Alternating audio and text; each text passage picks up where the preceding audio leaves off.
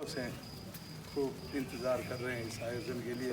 पूरा ग्राम ही गुलायत की कितना दूर है यहाँ से करीबन 120 किलोमीटर। हाँ वही मेरा अंदाज। हाँ, कपिल देव मेरी मुनि। कथा गुलायत की में हुई है। हाँ, कपिल देव मुनि। बीकानेर हाँ के शायद बीकानेर से जाते थे हम। हाँ बीकानेर से हाँ, बीकानेर से पास में ही है। तो 110 हाँ किलोमीटर है। हाँ चलो पत्नी मिले, मेरे घर में जो बहू आवे वो बहू सीता जैसी होना चाहिए। बस एक ही कामना, एक ही डिमांड है। ऐसी डिमांड तो सार्थक है, बोलो है कि नहीं? इस डिमांड पर बलिहार जाना चाहिए। और ऐसे डिमांड वालों को मैं हृदय से साधुवाद और आशीर्वाद दे रहा हूँ जो इस प्रकार की डिमांड। अब डिमांड ऐसी तो होती नहीं। डिमांड क्या होती? कूलर आवे, पंखा आवे, फ्रिज आवे, सोफा सेट आवे, डबल बेड आवे और मोटर कार आवे। ये आवे? अरे कार, मोटर, कार ये दुनिया की बातें क्यों सोच रहे हो? संस्कार आवे घर में, ये क्यों नहीं सोच रहे हो? तो भाई मोटर कार ये कोई बड़ी बात है?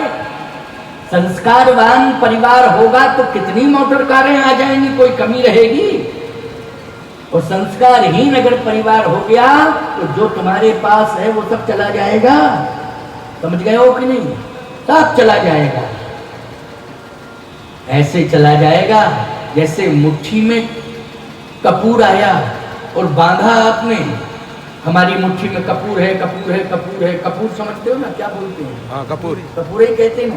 मुट्ठी में रखिए कपूर और कहो पूरे मोहल्ला भर में, मोहल्ला भर क्या कहे तुम्हारी मुट्ठी में? कपूर है, कपूर।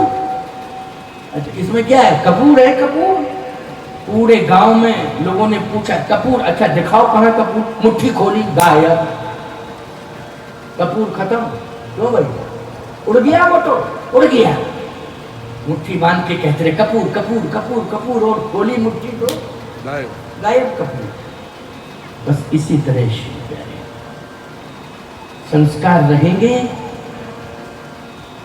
अचल होगी संपत्ति, अचल होगा सम्मान, लक्ष्मी अचल होगी। बोलो होगी कि नहीं होगी? चलायमान नहीं होगी, अचल होगी लक्ष्मी। किसके बल पर? संस्कारों के बल पर। तो प्यारे, आज लक्ष्मी जी दास भगवान ने कहा है तुम सारिखे संत प्रिय मोरे। हे विभीषण, तुम्हारे जैसे संत ही मुझे प्रिय है। ये भगवान का वाक्य है। तो ये जो कार्य हुआ है हरि मंदिर का भिन्न बनावा, ये विभीषण जैसे संत के द्वारा हो सकता है। और विभीषण जैसे संत के लिए भगवान कहते हैं तुम सारिखे संत प्रिय मोरे। प्यारे, त्याग में बड़ी ताकत है, बहुत बड़ी ताकत है त्याग में। मैं एक बात आपको और बता दूं, रावण ने विभीषण को प्रलोभन दिया था। रावण ने विभीषण को प्रलोभन दिया था, ऐसा नहीं कि नहीं दिया। कह मूर्ख, तू क्या राम राम राम राम रटता रहता है? ये क्या तुलसी, नव तुलसी का वृंद, ये तूने तुलसी का वन ही बना दिया। वृंद मानी समूह, तूने तुलसी का ये क्या? तेरी भक्ति, पता नहीं तू कैसा पागल हो गया है। अच्छा तुलसी तुझे क्या देंगे? राम राम कहता, राम तुझे क्या देंगे? रावण तुझे सब कुछ देगा। बोल क्या चाहिए तुझे? क्या चाहिए? रावण तुझे देगा, मांग। विभीषण ने कहा कि मुझे आप धन दे सकते हो, दे सकते हो, भवन दे सकते हो, साधन बड़े से बड़े दे सकते हो। रावण ने कहा दे सकता हूं, लेकिन आप मुझे राम भक्ति नहीं दे सकते हो। क्या नहीं दे सकते हो? राम भक्ति नहीं दे सकते हो। मीरा ने भी यही कहा था, पायो जी मैंने राम रतन धन पायो, कहा था ना मीरा ने। आप राम भक्ति नहीं दे सकते हो, और यदि आप राम भक्ति मुझे दे सकते हो तो मैं जिंदगी भर लंका में रहूंगा, लंका का त्याग नहीं करूंगा। राम भक्ति चाहिए मुझे। रावण ने कहा बस यही तो, राम कहोगे बस करंट लगता है। और मेरा माथा जो है सनक जाता है राम कहने से। इसलिए राम राम राम राम मत कहा। विभीषण ने कहा मैं एक ही बार कह रहा हूं, क्या? राम भजे हितनाथ तुम्हारा। जीवन की दुर्बलाशाओं का परित्याग करके सनातन सत्य के साक्षात्करण का सब प्रयास जब तक नहीं करोगे, राम का भजन जब तक तुम नहीं करोगे, तब तक तुम्हारा कल्याण होने वाला नहीं है। इतना कह करके चला गया लंका छोड़ के। तो सीधी सी बात यह है कि जीवन में हमें त्याग करना चाहिए, लेकिन तब त्यागी कहे जाएंगे जब सब कुछ होते हुए त्याग किया जाए। सब कुछ विभीषण को मिल रहा था, लेकिन त्याग दिया कि नहीं त्याग दिया? बोलो। लंका त्यागी, वैभव त्यागा, परिवार त्यागा, भाई बंधु सब त्याग दिए, लेकिन राम को नहीं त्यागा। राम भक्ति का ये सबसे बड़ा प्रमाण है। तो महाराज मनु ने भोग की भावावस्था का नाम त्याग है, राजपाट वैभव सबका त्याग कर दिया। शेर को घर में रख के देखो, छठी का दूध याद आ जाएगा। हाँ, साफ बोल रहा हूं। ये कुत्तों को ही शेर मान रहे हो, कीमत 1.5-2 लाख रुपया की लेके खरीद के लाए हो, शेर मान रहे हो। हैं? गाय को घर में नहीं रख सकते हो, कुत्तों को रखने के लिए जगह मिल गई है, हैं? गाय को नहीं रख सकते हो घर में। एक बार एक सज्जन कहने लगे, महाराज जी आप हमारे घर में पधारे। हमने कहा हम घरों में रूम में नहीं जाते हैं।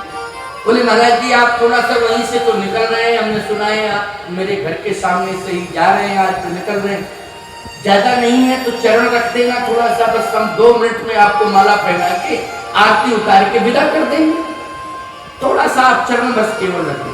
चल तेरी जिद है। मुझे क्या पता था भैया, हम जैसे ही पहुंचे पूरा परिवार तो खड़ा था दरवाजे पर, लेकिन जैसे उतरे तो वो 1.5 लाख का कुत्ता पला था। हाँ? अब जैसे उतरे तो हमारी दाढ़ी वाड़ी देख के वो तो दम इतना मुंह उसने हमारे सामने कर दिया बड़ा, बड़ी जोर से आवाज में। अब हम महात्मा हैं, साहसी तो ही हैं, तो हम खड़े हो गए। अच्छा हमने भी सोचा कि जो होगा सो होगा, क्या होता है, वो तो कंडीशन है, क्या कंडीशन है, मैं भी खड़ा। अब उसने मुंह आया और आवाज बड़ी जोर से दी और मुंह ऐसे, पूरे दांत हमको दिखाई दे गए, वो अपना जिंदगी का भविष्य भी दिखाई दे गया पूरा। मैं खड़ा ऐसे, अब देखो पूरा घर खड़ा है, कुत्ते को नहीं रोक रहा है, मेरे सास को सब देख रहे हैं, बड़ा साहसी महात्मा। अरे मैं शेर से नहीं डरता हूं, कुत्ते से क्या डरूं? महात्मा तो जंगलों में ही रहते थे, बोलो भाई रहते थे कि नहीं रहते थे? और हमारा तो वो देश है यार, भरत जी का नाम आ गया ना, तो भरत के नाम से ही भारत विख्यात है। हाँ। और कौन से भरत के नाम से भारत विख्यात है? दुष्यंत पुत्र शकुंतला पुत्र भरत ने सिंह का मुंह फाड़ करके उसके दांतों को गिना था, वो भरत के नाम से भारत विख्यात। बोलो सिंह के मुंह को फाड़ के दांतों को गिना था कि नहीं गिना था? किसने सिंह का मुंह फाड़ा था? जल्दी बोलो। भरत ने। उसके दांत गिने थे, कहा खोल अपना मुंह, जरा देख लूं तेरे अंदर दांत कितने, मैं तेरे दांतों को गिनना चाहता हूं, ये भरत ने कहा था। अच्छा जिस समय मुंह को फाड़ के दांतों को गिनने लगे, उतने में ही महात्मा आ गए, जो कि जंगल में रहते थे साधु। महात्मा आ गए, महात्मा ने कहे रुक रुक रुक बालक रुक, क्या कर रहा है तू? किसका मुंह फाड़ रहा है? किसके दांत गिन रहा है? ये सिंह है, ये कुत्ता नहीं है, ये सिंह है, ये सिंह है। दूसरा महात्मा बोला सिंह नहीं है, ये सिंहों को जन्म देने वाली सिंहनी है, ये सिंहों को जन्म देने वाली सिंहनी है, इसने सिंहों को जन्म दिया है। भरत ने कहा चाहे सिंह हो चाहे सिंगिनी हो, मैं ढांक गिर रहा हूं इसके। जानते नहीं हो इसमें कितनी ताकत है? भरत ने कहा मैं नहीं जानता हूं कितनी ताकत है। कहा इसमें ताकत है, इतनी ताकत है, इसने वो दूध पिलाया है अपने बच्चों को कि इसके बच्चे सिंह हो गए। क्या हो गए? ऐसा दूध है। और इसका दूध स्वर्ण पात्र के अलावा अन्य किसी पात्र में टिकता नहीं है। ये वो दूध है सिंगनी का। और सिंगनी का दूध स्वर्ण पात्र के अलावा अगर अन्य किसी पात्र में रख दिया जाएगा तो पात्र टूट के चूर चूर हो जाएगा। महात्माओं ने कहा यह महिमा है सिंगनी के दूध की। भरत जी ने कहा सुनो महात्माओं, अगर सिंघनी के दूध की यह विशेषता है कि स्वर्ण पात्र के अलावा अन्य किसी पात्र में नहीं टिकता है, अन्य पात्र में रखने पर पात्र टूट के चूर चूर हो जाता है, तो मेरी माता शकुंतला के दूध में वो ताकत है। मेरी माता शकुंतला का दूध अगर सोने के पात्र में भी रख दिया जाएगा तो सोने का पात्र टूट के चूर चूर हो जाएगा। ये मेरी माँ के दूध की ताकत। पहले रसोई के अंदर सारे व्यंजन बनते थे, तब उनमें शुद्धता रहती थी, उनमें शक्ति भी रहती थी और स्वच्छता भी होती थी, और वो व्यंजन जो है भगवान के लायक हुआ करते थे। गलत कह रहा हूं? रसोई के अंदर, रसोड़े के अंदर जो बनते थे। लेकिन अब कितने ऐसे रसोड़े हैं जिनमें व्यंजन बन रहे हैं?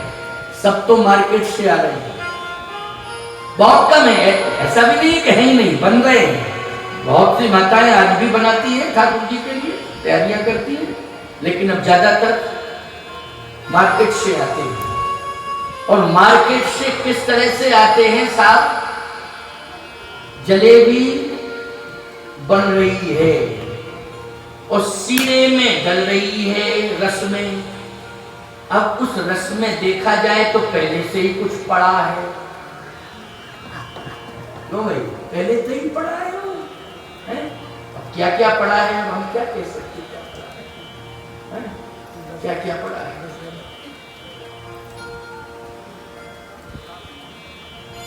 आपने क्या बोलते हैं उसको? खोवा बोलते हैं? मावा मावा मावा मावा मावा मावा मावे को घोटा, अब दुकान पर घुट रहा है। घर में तो देख रहे हो क्या घुट रहा है इसके साथ, लेकिन दुकान में क्या घुट रहा है? और घोट दिया। हाँ, उसमें सब 84 लाख योनियों के प्राणी घुट गए। बन गया पेड़ा बढ़िया। हाँ भाई। महाराज जी के साथ हम विराजमान हैं। राजलदेश्वर की धन्य धरा पर महाराज जी पधारे हैं, तो आज इन्हीं से विचार लेते हैं। आज कथा का अंतिम दिवस है, तो महाराज जी बताइए अपने मुखारविंद से।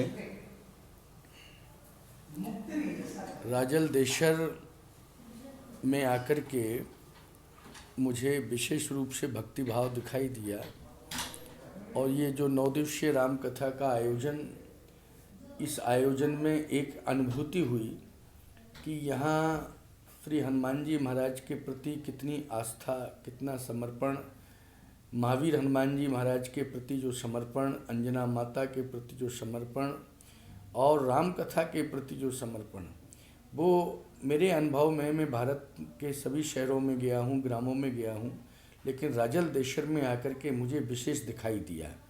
इसलिए मैं हृदय से यहाँ की जनता को आशीर्वाद देता हूँ। और जो परम भक्त श्री हनुमान जी पारिक हैं, पुजारी जी, उन्होंने श्री हनुमान जी को प्रसन्न करके जो यहाँ पर अंजना माता का और महावीर हनुमान जी का स्थान बनवाया, वो बड़ा अद्वितीय है। इसलिए उनकी भक्ति से भी मैं प्रभावित हूँ और उनको भी मैंने विशेष रूप से साधुवाद दिया। तुलसी राम जी ने जो 9 दिवसीय राम कथा का संचालन किया है, वो संचालन भी बड़ा अद्भुत है। स्वयं में वो वक्ता हैं, व्यास हैं और संतों के प्रति बहुत श्रद्धान्वित हैं। तो मैं अत्यधिक प्रभावित हुआ उनके संचालन से और उनकी विनम्रता से कि राम कथा वाचक भी अच्छे हैं वो, और व्यवहार पक्ष भी उनका बहुत अच्छा है। मैं उन्हें बहुत बहुत साधुवाद, आशीर्वाद देता हूँ। गौशाला में गया, गोपाष्टमी पर मैंने गौ माता का दर्शन किया और वहाँ गौ माता के रक्षण सुरक्षण के लिए कुछ संबोधन भी किया। मैं चाहता हूँ कि गौशाला में गौओं की विशेष सेवा हो। पहले भी मैंने संदेश दिया, आज भी मैं संदेश देकर जा रहा हूँ। साथ ही साथ यहाँ के भक्त श्रद्धालुओं को मेरा विशेष आशीर्वाद है कि उन्होंने इस राम कथा में श्रोता की भूमिका में जो शांतिपूर्ण ढंग से बैठकर कथा श्रवण कर एक अद्भुत निर्वाह किया है, इसके लिए यहाँ के श्रद्धालु जनता श्रोता आशीर्वाद के पात्र हैं, साधुवाद के पात्र हैं। मैं उन्हें केवल कथा में ही आशीर्वाद नहीं दूंगा, जहाँ जहाँ भी जाऊंगा राजल देशर की जनता को आशीर्वाद देता रहूँगा और यहाँ की जनता को, यहाँ के श्रोताओं को, यहाँ की श्रद्धा को मैं सदा हृदय में रखूँगा और याद करता रहूँगा। बहुत बहुत आशीर्वाद देता हूँ। मुंबई से जो यजमान बंधु आए हैं, चाहे वो अरुण जी हों, चाहे मोहित जी हों, चाहे उनके परिवारीजन हों, उन्होंने भी बहुत ही श्रद्धा भक्ति के साथ यजमानत्व स्वीकार किया और सेवा की। और यहाँ मैं बहुत प्रसन्न होकर के यहाँ से मैं जा रहा हूँ, क्योंकि सेवा भी पर्याप्त हुई है और बड़ी श्रद्धा से सेवा की गई है। और मुझे ऐसा लगा है कि मैं राजल देशर में नहीं, चित्रकूट धाम में रहा हूँ। ये अनुभव किया मैंने राजल देशर में, इसलिए मेरी दृष्टि में राजल देशर चित्रकूट धाम बन गया है। ऐसा मैंने यहाँ रहकर अनुभव किया है। इस प्रकार की श्रद्धा देखी, सेवा भाव देखी। महाराज जी, आप दंडी स्वामी जोगिंद्र आश्रम जी महाराज के आश्रम में गए हैं, उनके प्रति इस गांव में बड़ी श्रद्धा है उनके लिए, तो आप उनके लिए क्या कहेंगे? जोगिंद्र आश्रम जी बहुत अच्छे संत हैं और बड़े मिलनसार हैं। यहाँ आकर के उन्होंने स्वयं निमंत्रण दिया मुझे, मेरी कथा में उपस्थित रहे। स्वयं में विद्वान हैं वो और संत भी हैं अच्छे, और अच्छे दंडी सन्यासी भी हैं और संतों के मर्म को जानते हैं, संतों की क्या महिमा है। स्वयं संत होते हुए वो संत का सम्मान करते हैं। उन्होंने विशेष सम्मान किया, मैं उनके सम्मान से बहुत प्रभावित हुआ और दंडी स्वामी श्री जोगिंद्र आश्रम जी को भी बहुत बहुत साधुवाद देता हूँ। और मैंने उनको चित्रकूट धाम के लिए आमंत्रित किया कि वो आएँ और चित्रकूट धाम की धरा पर श्री कामदनाथ भगवान का दर्शन और परिक्रमा करें और वहाँ पर भी जो विशेष संत रहते हैं उन सभी संतों से मिलन सम्मिलन हो। और श्री परम भक्त हनुमान जी पारिक पुजारी जी को भी मैंने आमंत्रित किया है कि आप आएँ अपने सभी भक्त शिष्य और प्रेमी जनों के साथ चित्रकूट में। आपको भी मैं आमंत्रित करता हूं। और मैंने संपूर्ण राजल देशर और क्षेत्र की जनता को चित्रकूट के लिए आमंत्रित किया है कि आप सभी आएँ। सभी को चित्रकूट धाम में भगवत दर्शन के साथ साथ विशेष अनुभूति भगवत भक्ति की होगी, ऐसा मेरा विश्वास है। क्योंकि 11.5 वर्ष तक भगवान राम ने तप किया है चित्रकूट धाम में, वो श्री राम की तपोस्थली है, इसलिए श्री राम की तपस्या का फल उन्हें प्राप्त होगा। ऐसा मैंने दंडी स्वामी जी से भी कहा है और हनुमान पारिक जी से भी कहा है और तुलसी राम जी से भी कह रहा हूँ और सभी भक्त श्रद्धालुओं से, श्रोताओं से कह रहा हूँ। जय श्री जय सिया राम बाबा, जय सिया राम, जय सिया राम, जय सिया राम, जय सिया राम बाबा, जय सिया राम। लक्ष्मण के प्राणों के आधार, लक्ष्मण के प्राणों के आधार, जय सिया राम बाबा, जय सिया राम, ओ जय सिया राम बाबा, जय सिया राम, जय सिया राम, जय सिया राम।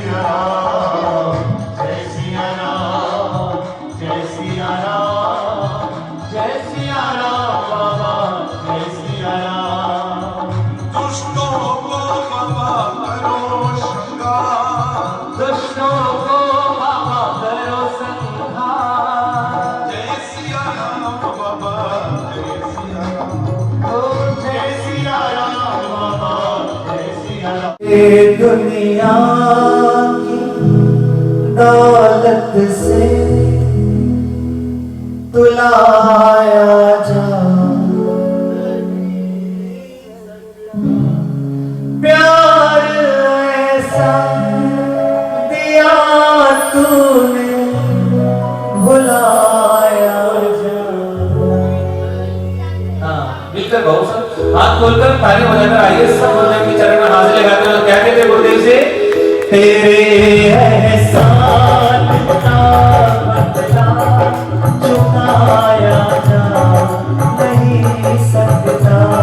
तेरे एहसान का बदला चुकाया जा नहीं सकता। प्यार ऐसा दिया तूने, प्यार ऐसा दिया तूने भुलाया जा नहीं सकता। तेरे एहसान का बदला चुकाया जा नहीं सकता।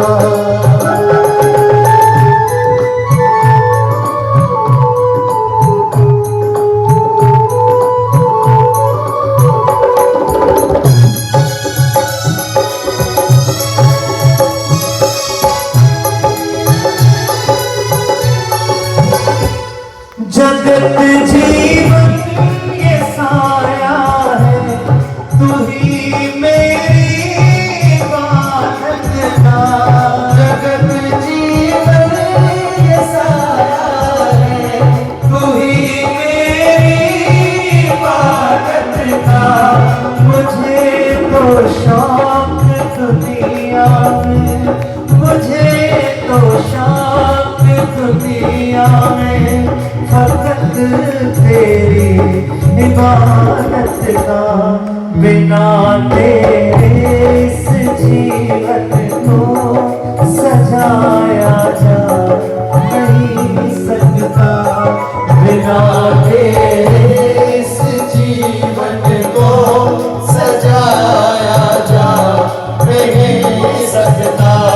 प्यार इतना दिया तूने, प्यार इतना दिया तूने भुलाया जा नहीं सकता। तेरे एहसान का बदला चुकाया जा नहीं सकता।